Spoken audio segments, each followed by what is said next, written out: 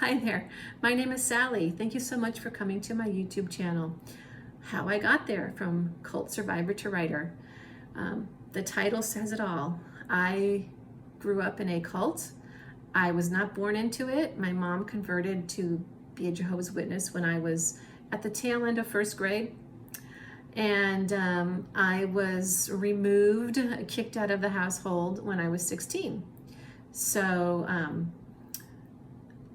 thankfully I was able to get out. I still have family members who are still in, and it's it's rough. A lot of times it's very rough. So if you are in that situation, leave me a comment. I can give you some words of encouragement, maybe pass you some information that could be helpful to you. I do see a lot of people who are curious about some of the beliefs of the Jehovah's Witnesses, and I get that. If you're coming here though to debate with me if it's a cult or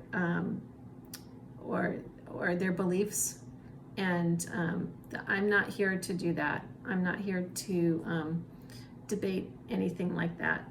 I know it's a cult. And I do have links below to several sites that talk about the bite model, and that share with you more in depth some of the atrocities that the Jehovah's Witnesses have done over the years. I'm going to share, in the future, some of the awful things that maybe I experienced or my friends experienced. But it's a cult, and it's set up to really not protect women, not protect children. It's all about the men who run the organization and money. And there's a lot of that. And so there's a lot of other YouTube channels, if you want to know all that stuff, that you can go to. I'm speaking from my own experience.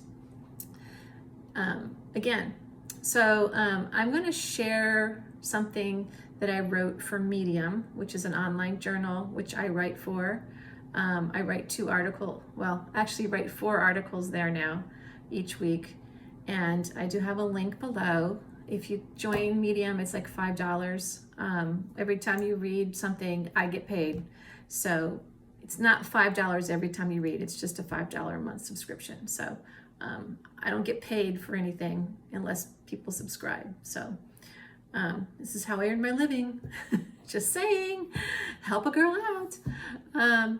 But what I want to share today is what I wrote this article. And every time I write one about growing up in this cult, I uncover something else that I had forgotten. And, for many years, I did not like to talk about that I grew up in a cult. And a lot of times when I say it now, people try to argue with me and tell me it's not a cult. And then I have to stand there and tell them why it's a cult. And then I've educated them, and then the aha lights go on, and then they understand. But I just didn't want people thinking weird things about me. So I don't know why. But now I feel like it's a way of sharing and helping others. So I talk about it.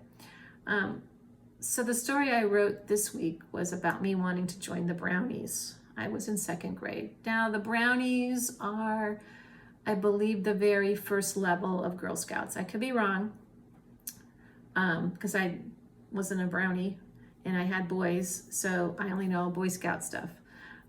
So my friend in 2nd grade, Val, invited me after school one day to join the Brownies. And well, I couldn't go that day because I needed to, if I didn't go home after school, I'd be in trouble, obviously. But I peeked into the room, and she said, here, this is what we do. We meet here, and we do arts and crafts. We cook, we go camping. It sounded really fun. They did all kinds of cool things that I was, it was a club, right? So I went home, and I was so excited because they had these chocolate brown uniforms, and they had a little sash that had little things sewn to it. Every time they did something, they got a little badge, and they had to sew it on there. And they wore white tights because it was winter and it was cold in Chicago, and they were having cookies, and it was like, this is right up my alley. And so I ran home and I was so excited. Mom, I got invited to join the Brownies. Can I join the Brownies? And she looked at me, deadpan face, no expression. No, that's a Christian organization.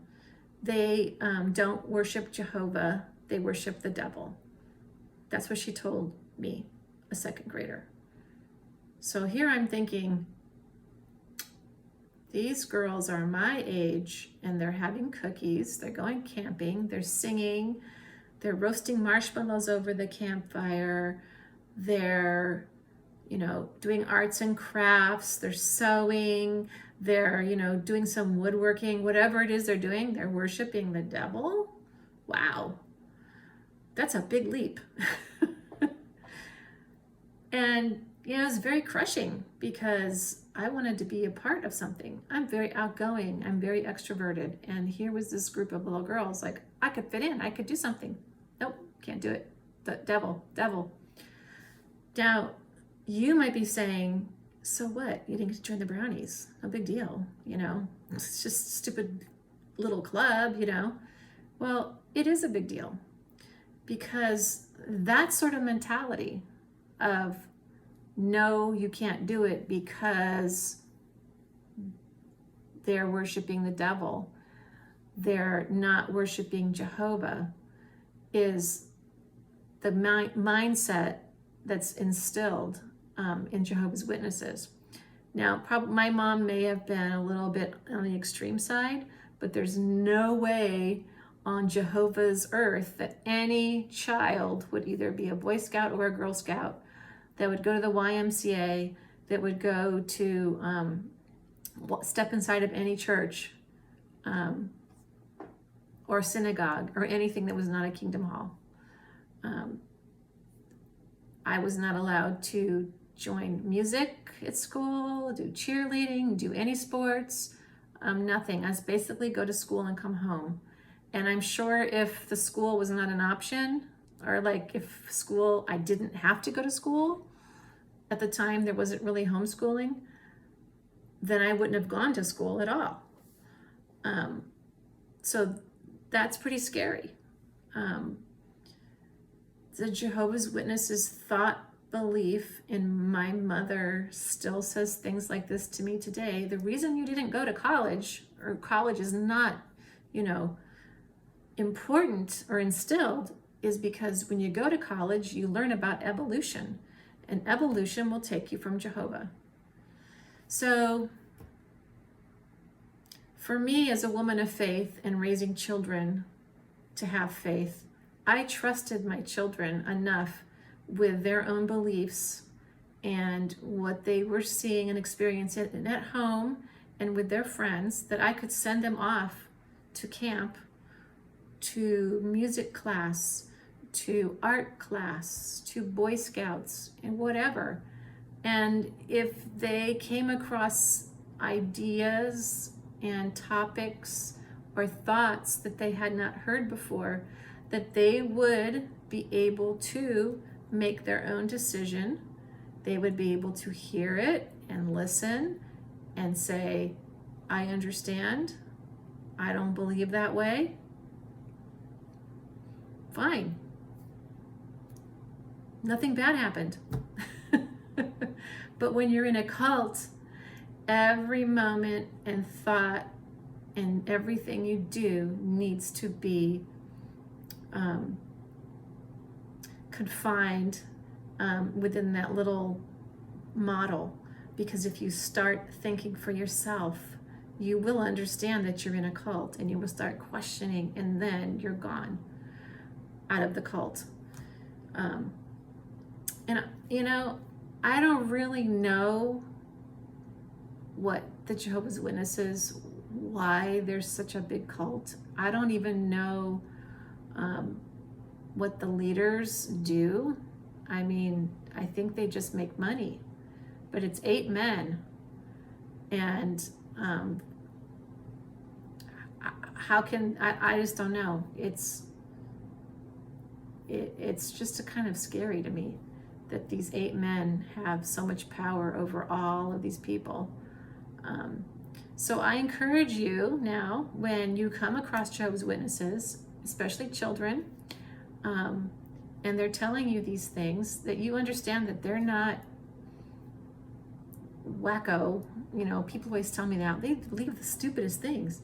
Well, they're in a cult, and the children don't know any better because this is what they're hearing at home.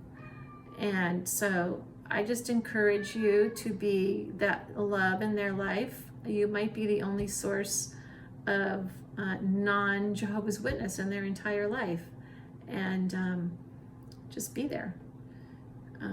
So again, thank you. I'm sorry I babbled on and on and on.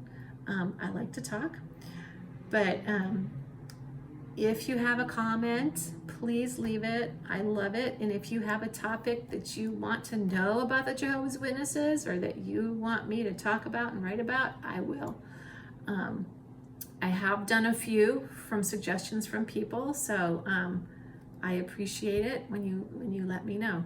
And don't forget to subscribe, and go over to Medium and subscribe over there and read my short little articles and share them. I really, really, really thank you. Have a great day. Bye-bye.